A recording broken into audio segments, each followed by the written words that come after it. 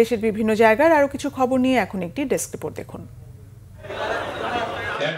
শারদীয় দুর্গাপূজা উপলক্ষে চট্টগ্রাম পূজা মণ্ডপে অনুদান দিয়েছে সিটি কর্পোরেশন। নগরীর লালদিঘির পাবলিক লাইব্রেরির সম্মেলন কক্ষে এতে প্রধান অতিথি ছিলেন city mayor doctor Shahadat Hossain.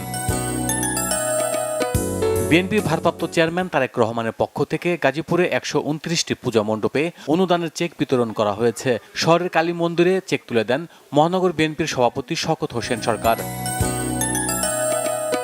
স্বেচ্ছাসেবক দলের কর্মী সভা ও সম্মেলন হয়েছে নারায়ণগঞ্জের সোনারগাঁওয়ে। উপজেলা পরিষদ মিলনায়তনে এতে প্রধান অতিথি ছিলেন কেন্দ্রীয় স্বেচ্ছাসেবক দলের সহসভাপতি এমজি মাসুম রাসেল সহ অন্যরা।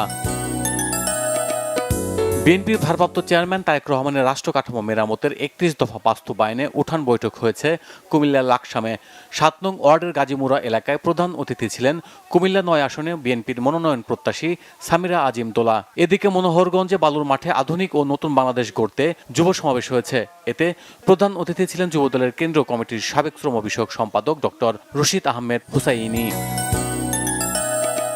নানা কর্মসূচিতে বিশ্ব পর্যটন দিবস উদযাপিত হয়েছে সিলেটে। এ উপলক্ষে জেলা প্রশাসক কার্যালয়ের সামনে থেকে একটি র্যালি বের করা হয়।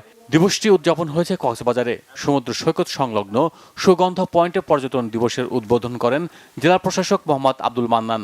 পরে পর্যটন ব্যবসায় জেলা প্রশাসন সহ পর্যটনের সংশ্লিষ্ট নানা সংগঠনের ব্যানারে একটি র্যালি হয়। বিশ্ব পর্যটন দিবস পালন হয়েছে মৌলভীবাজারেও। দিনটি উপলক্ষে একটি র্যালি বের করা হয়।